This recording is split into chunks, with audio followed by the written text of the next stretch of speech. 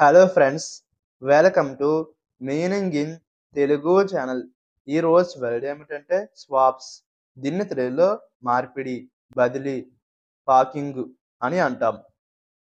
ఈ వర్డ్ని స్వాప్స్ అనేది ఒక వస్తువును మరొక దానితో మార్పిడి చేయడం అని అంటాం. దీనికి సంబంధించిన కొన్ని ఎగ్జాంపుల్ చూద్దాం. వాటితో ఇంకా బాగా అర్థం చేసుకోవచ్చు.